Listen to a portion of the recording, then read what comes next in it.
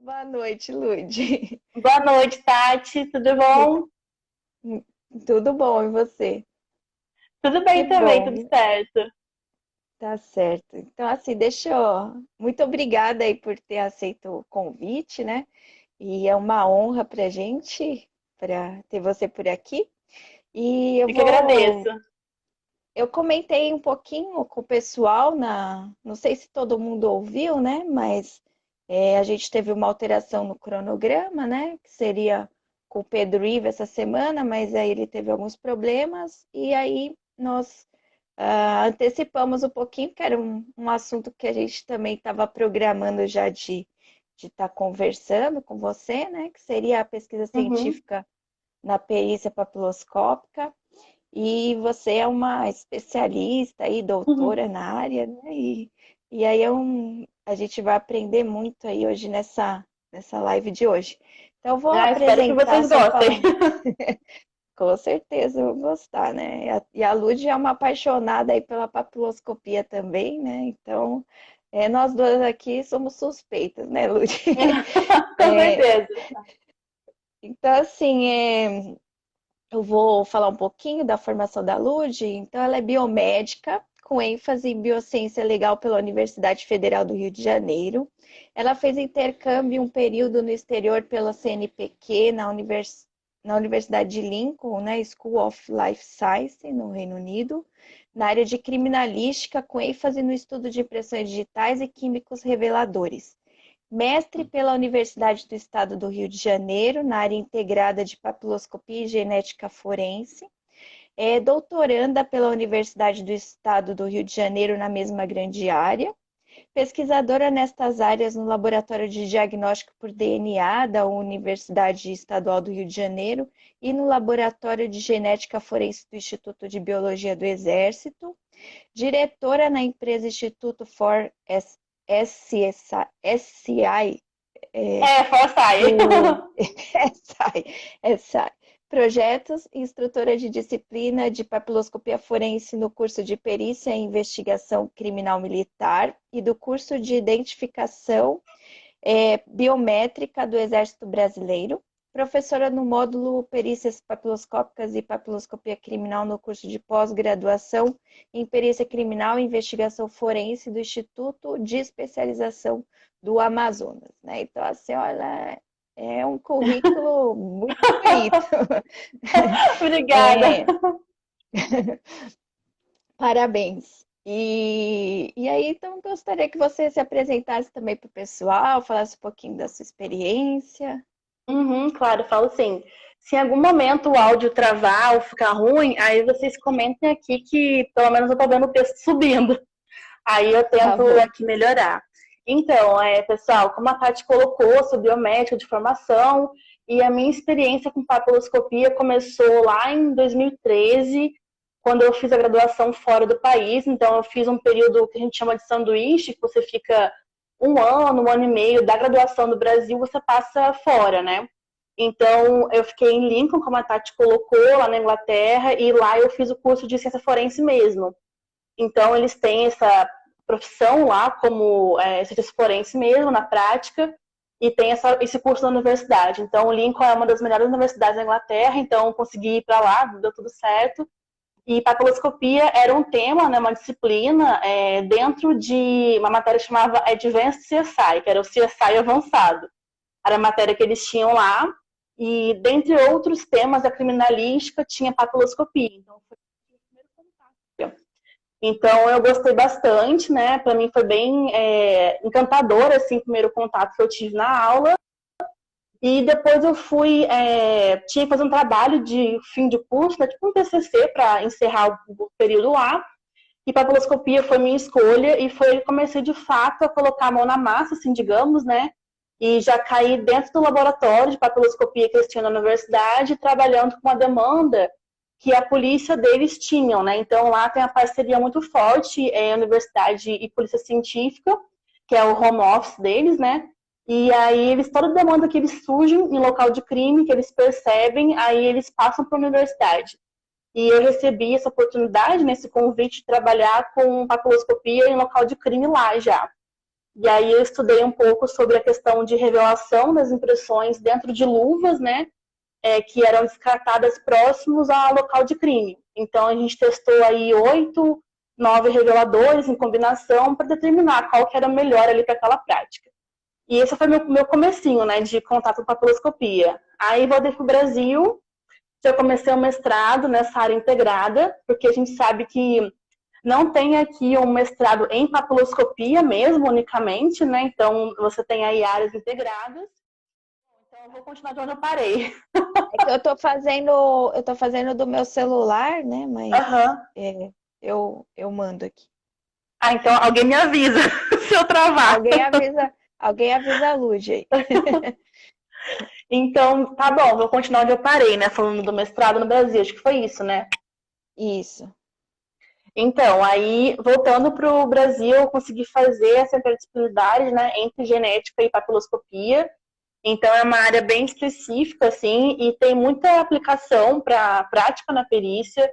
É uma área que já é antiga, assim, internacionalmente falando, né, mas a gente não tem tanta aplicação no dia a dia da perícia do Brasil ainda, mas a gente está conseguindo evoluir nesse sentido. E depois do mestrado, eu já ingressei no doutorado, que é onde eu estou atualmente hoje, né? Lidando só com papiloscopia mesmo. Então, tem uma partezinha de genética, que é mais para o final, mas o foco mesmo é papiloscopia. Então, meu mestrado, objetivo, doutorado, quer dizer, agora, né? Vamos de podcast, é isso aí. meu doutorado foca especificamente em impressões, né, papiloscópicas, só que em estojos de munição deflagrados.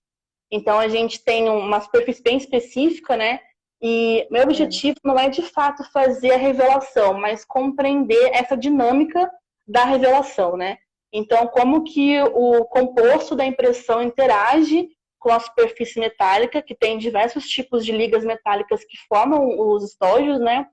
E como que o revelador interage com esse complexo, né? Então, e além disso, também trazer alguma informação a mais para a questão temporal. Então, a gente sabe que realmente a datação de impressão em local ainda é um tema para ser explorado mais, né? Não tem ainda um consenso claro sobre isso. Então, eu quero trazer alguma coisa para ajudar a esse entendimento. Então, basicamente, a minha vida acadêmica se resume a essas partes que eu pontuei aqui agora para a gente. Não, muito legal. É muito, muito bom porque assim o vestígio, né, papiloscópico, ele tem toda uma complexidade, né? Uhum, Nós temos que saber os tipos de superfície, porque tem superfícies lisas, porosas, semiporosas, né? uhum, Tem diversos tipos de reveladores, de reagentes, isso. e saber como que eles interagem assim com as superfícies é fundamental, né? Porque o especialista, né, ele tem que conhecer bem o que ele vai trabalhar para ele conseguir obter os fragmentos de melhor qualidade para Uhum, poder trabalhar bem, né, ter sim, com uma certeza. imagem com melhor qualidade, né? E é Uhum, bem interessante mesmo essa parte essa linha, né, de pesquisa que você segue, né? uhum, É bem interessante mesmo. E assim, isso abre uma linha de pesquisa sobre vários temas que podem sim. ser explorados, né, Lud? Sim, com certeza. Como a gente estava conversando hoje mais cedo, né? A gente tem um vestígio papiloscópio que ele é um vestígio muito complexo, né? Então, eu Uhum. sempre gosto de apresentar assim as vertentes que eu enxergo nesse vestígio, né?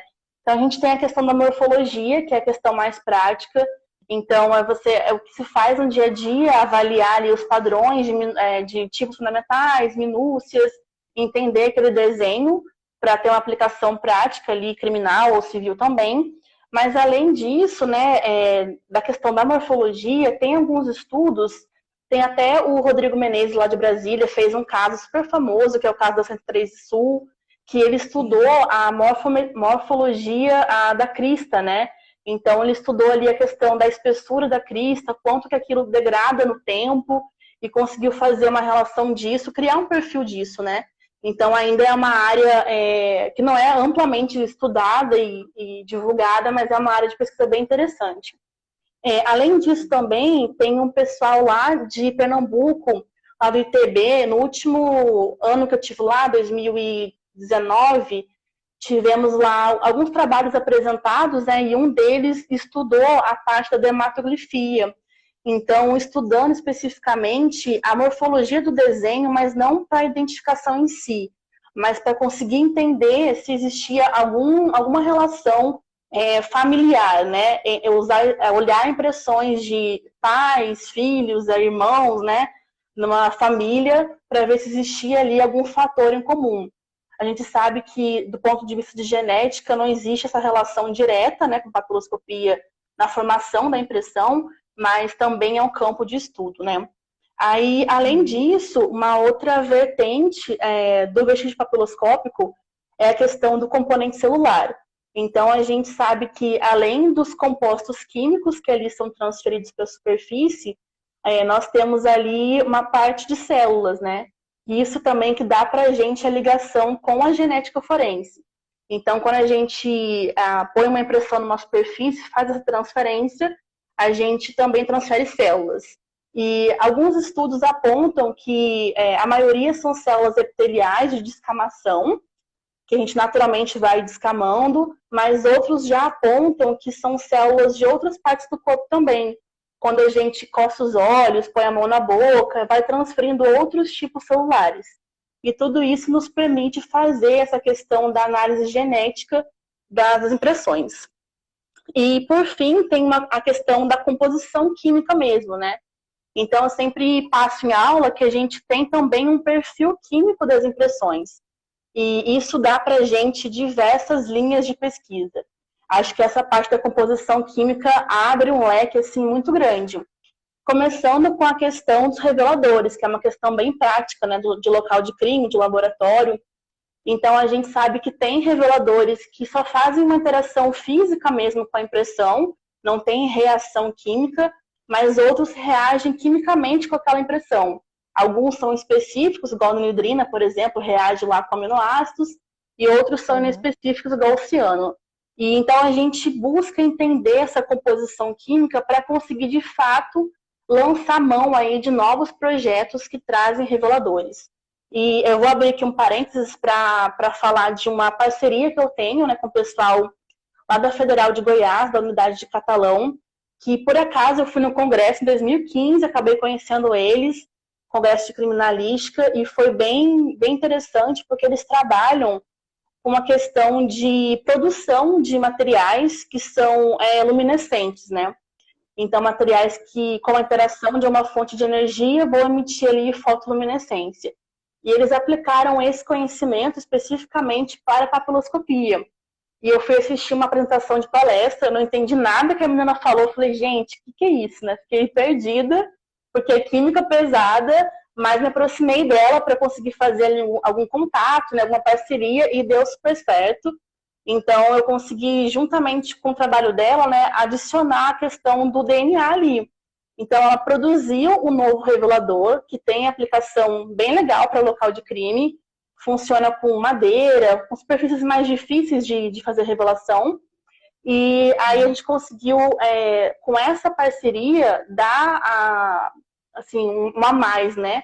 O revelador tem função para a papiloscopia, mas também posso fazer DNA daquilo. E além de tudo isso, é uma pesquisa nacional. Então a gente conseguiu fazer esse incentivo bem grande, né, à indústria nacional. Então são trabalhos bem interessantes. No ramo da química, quem é da química ou tem facilidade com essa área, tem muita coisa para falar de papiloscopia, tem muita coisa para se fazer. E também alguém pode perguntar assim, né? Mas por que eu quero fazer novos reveladores se já existem vários por aí, né? A gente sabe que tem uma gama grande, né? Mas o que eu costumo explicar é que a gente tem, assim, uma primeira linha de reveladores, que é que nós usamos no dia a dia, só que eles têm toxicidade e têm suas limitações. Então, quando a gente busca entender ali a composição da impressão para fazer um novo revelador, a gente busca o quê? Menos toxicidade, né? baratear aquele material e tornar ele mais versátil. Tanto que esse revelador que o pessoal de Catalão fez, ele trabalha tanto com madeira, que é poroso, como também com vidro, né, que não é poroso. Então tem essa perspectiva, né? E o que mais que eu ia falar aqui? Ah, tá. Até anotei aqui porque era muita coisa para falar, anotei com uma colinha do lado. Um outro ponto bem legal de pesquisa, né, visão da questão da composição química da impressão, é a questão da datação, né? Então, há quanto tempo aquele vestígio ficou naquele local. Então, eu acho que quando a gente avalia isso, a gente busca ali ou entender quais moléculas estão ali, né? Quais compostos estão ali, ou você vai até mais aprofundado, vai no nível mais de íons ou de átomos também. E alguns métodos tentam dizer a quantidade desses elementos que estão ali presentes, né? Quantos por cento daquela impressão tem aquela composição. E isso é bem interessante para a questão bem prática da investigação, ali, do inquérito mesmo, né? Você conseguir precisar essa situação. O problema, que é uma limitação da pesquisa, né? É que quando a gente fala em papiloscopia e visa a identificação, né? A gente busca uma referência, busca sempre um padrão. Com relação à questão da composição química, seria a mesma coisa, só que nós não temos padrões, né, perfis químicos de todas as impressões das pessoas. E isso seria bem inviável, porque essa composição química muda também. Muda dependendo de fatores, né, intrínsecos à pessoa, como a fisiologia, o quanto que eu vou suar, né, eu estou usando algum medicamento, isso influencia. Então, teria esses pontos. E algumas linhas tentam identificar outras coisas possíveis dentro disso, né? E uma das linhas é a que eu estou buscando agora, que é conseguir identificar, por exemplo, um componente, né, um composto, que ele seja presente durante todo o tempo. Por exemplo, assim, no tempo zero, no tempo 15 dias, 30 dias, 6 meses, para eu conseguir avaliar como que esse composto se degrada ou não, né? Então, é uma perspectiva aí de conseguir dar uma data, né? Visualmente, né, Kátia, a gente consegue ver se a impressão é fresca ou se ela é muito antiga, mas isso não tem base científica para isso, né? A gente não conseguiria levar isso para frente, né? Então, é uma questão aí para pensar. E os testes são complicados por todas essas questões que você falou, né? São pessoas diferentes, quantidade, né, que são de Uhum, suor, gordura, a sim. pressão que a pessoa exerce sobre aquele objeto, né? Tudo isso Uhum, tem que ser bem controlado, né, para sim, com conseguir certeza. entender, né, os resultados, né? Eu lembro quando o Rodrigo apresentou, né, esse trabalho dele, ele teve vários momentos, né, o início do estudo, tal, e assim, ele apresentou em alguns congressos, tudo que eu participei, e até no início, quando ele apresentou que era um pré-projeto ainda, né, Uhum, eu até estava questionando esses pontos com ele, né? De controle, né? Porque isso é uhum, essencial. E você vê que cada vez mais isso vem sendo questionado, né? Sobre o sim, tempo que a impressão com certeza. fica, né? No local, né? Uhum. Então Porque pode ter é aquela importante. pessoa, é bem discutível isso, né? Eu sempre falo em aula que se eu fosse advogado de defesa, eu super bater nessa questão, porque é bem polêmica, né? Assim, a pessoa Aham. tem acesso livre àquele local, trabalha num espaço, e acontece um crime, e a impressão dela é positivada, né? E aquela impressão tem relação com o fato ou não, né? Então, esse é um ponto bem Uhum. interessante de discussão. Sim. E aí eu tenho até, depois eu vou conversar com você sobre um caso que a gente teve aqui em São Paulo, que leva a pensar bem sobre porque foi encontrada uma impressão latente próximo de uma lâmpada, né?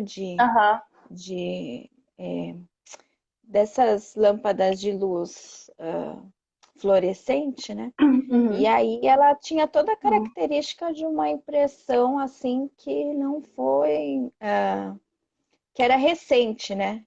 Uhum. Mas a pessoa estava argumentando que ela já tinha tocado há um bom tempo naquela superfície e que não era Entendi. recente. Aí tem toda É, aquela questão, às vezes, do calor, como que a impressão ficou sim, protegida dentro do suporte, né? sim. Eu É, acho que nessa questão, eu acho que eu iria, se eu fosse avaliar isso, né? Eu iria muito pelo viés do Rodrigo Menezes, que é avaliar as cristas. Então, é. fazer uma experimentação, sabe? Pegar ali várias impressões daquela Sim, pessoa e fazer um set de experimentos e observar. E aí você conseguiria fazer a medição, né, da espessura da crista e tentar afirmar mais ou menos se a pessoa realmente está falando a verdade, que aquilo é recente, ou se não é, né? exatamente. Foi isso até que eu comentei com o pessoal lá, porque é, cada objeto, né, tem um padrão, né, Uhum. para ser avaliado, então tem que fazer um experimento para comprovar, né? Mas é Isso muito seria um estudo interessante de essa caso bem parte. legal. Sim, bem legal. E tem uma pergunta aqui do Marcelo, lá de Alagoas, ó. Uhum, Ele falou assim: é possível identificar aspectos toxicológicos, drogas, através da coleta de impressão digital? E como uhum, seria o futuro de sua utilização, visto ser mais prático e técnica não invasiva? uhum. Aí, tá, isso daí que ele Ah, perguntou. tá. Então, esse era meu último tópico com relação à complexidade do vestígio, realmente a parte toxicológica. E tem dois momentos, assim, né? Tem grupos que falam da identificação da droga em si, né, sem estar metabolizada, ou seja, o indivíduo tocou ali na cocaína, aí ficou alguma coisa ali na mão dele, e fazer esse tipo de coleta, que eu não acho tão aplicável ao dia a dia, pode ter vários fatores de interferência, pode ser bem questionável. E tem uma outra linha, que é a linha que eu até li um artigo recentemente sobre isso, que fala da identificação de metabólitos. Não no suor, né, no que você está excretando.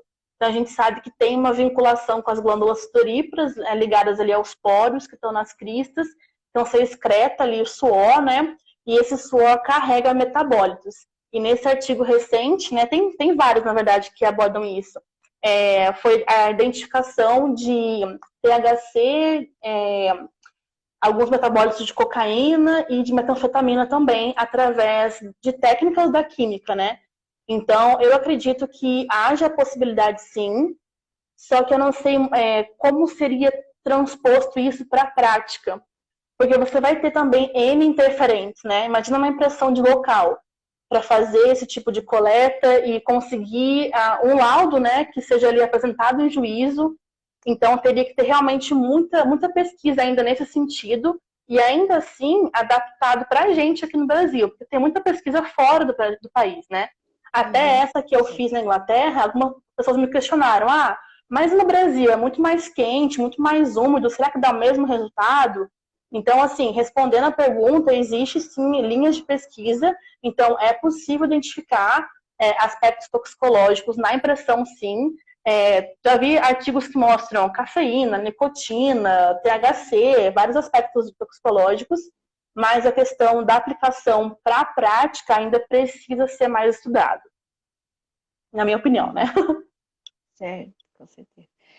O Pará aqui tá falando, o pessoal do Pará tá falando que já fizeram alguns testes com bons resultados na revelação de digitais em luvas e em cartuchos encontrados em local de crime, né? Bem É, legal. aqui em São, aqui em São Paulo a gente já conseguiu também no interior de luva, né? Mas em Uhum. cartucho eu até consegui um fragmento, mas não tinha condição de análise, né? Mas foi Aham. possível conseguir. Tem o Girelli, você já viu os Sim, trabalhos do Girelli?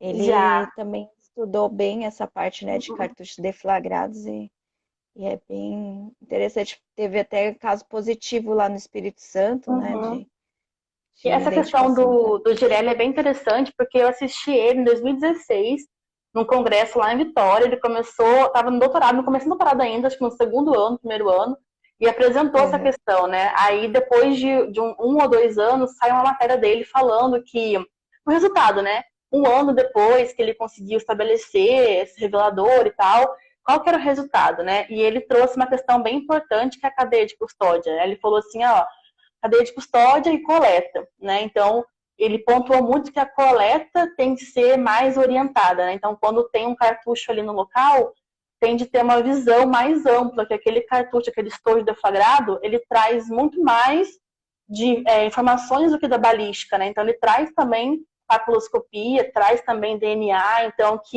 ele não tinha tido ainda naquela época, né? Hoje já sim, mas naquela época, acho que foi 2017, 2018, não tinha tido ainda resultados positivos na prática, porque a coleta não era adequada. Então, ele não conseguia um bom material para fazer análise, né? Não que o vestígio não esteja ali, mas ele tá e foi mal conservado, né? Ou na hora de coletar não foi legal. Foi isso que aconteceu com a gente também, porque para arrecadar essas cápsulas, né, tem que ter todo um cuidado, porque Sim. O transporte, né, tem que fazer até ó, eu vi até que você comentou que você fez colocou uma Uma forma caixinha lá, né, adaptada, de né? uma Isso. caixinha adaptada. Lá a gente também faz isso, põe uns como se fossem uns pregos assim, né, que você Sim, encaixa as cápsulas para não ficar uma batendo na outra, porque normalmente o pessoal coloca tudo num invólucro plástico Ah, é e aí, misericórdia. Pode misericórdia, esquecer. é, já era, né? Então, vamos ver aqui. Então, nós vimos aí que tem várias possibilidades, né, Lu, de linhas de Sim. pesquisa tal. E você tem assim, porque você falou bastante da área de biológicas, né? Tem Uhum. também, você tem assim sugestões diferentes de linhas de pesquisa em outras áreas também? Então, aqui a gente recentemente no Rio, uma parceria, né, entre a Universidade do Estado do Rio de Janeiro e aqui o IFP, que é o Instituto de Indicação do Estado, né, Félix Pacheco, a gente deu início aí a uma parceria visando fomentar projetos na área. Então, eu tive algumas reuniões iniciais lá no FP, com o César, que acho que está aqui com a gente, com a Stephanie também, com o Trece, o pessoal aqui do IFP, e fomos discutindo alguns temas, né? Então, consegui estabelecer, assim, eu consegui identificar algumas demandas, né? Então, tem uma demanda muito forte de local de crime, então, o pessoal quer ou saber explorar realmente ali as possibilidades de revelação, porque encontram superfícies muito diferentes na prática, no dia a dia, que não é aquele preto no branco, né? Não é vidro, metal e papel, né? Então, tem coisas Sim. diferentes. Então, tem até uma colega, que é a Bruna, que queria testar todos os tipos de papel possíveis que ela recebia. Oi. Ô, Voltei. Lud, Oi, ô, Tati. Lud, vamos marcar por uma outra data, Ah, eu acho porque melhor, Tati. é, tá muito ruim, eu fico conversando com o preto aqui, não tá, Eu também, eu tô tipo assim, aqui falando, olhando pro nada. não dá pra te ver, aí eu fico né, até meio Não, perdida e aqui. eu fico balançando a cabeça e você não tá me vendo.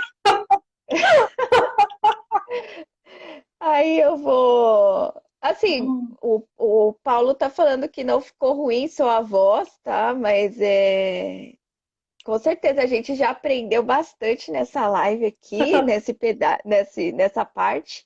Eu vou até deixar salvo, mas aí a gente marca e faz uma Aham. live direitinho, a gente até comenta tudo de novo, porque é, deixa só, ó, vamos aproveitar para só responder aqui, ó, professora, quais as chances de eu fazer um curso com a Lud?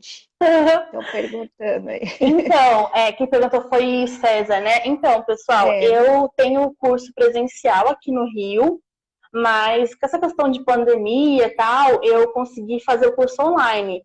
Então, eu lancei um curso online de papiloscopia. Quem entrar no meu perfil depois é ludmila.papilo, tá aqui aparecendo com a live aqui. Lá tem um linkzinho de acesso para esse curso.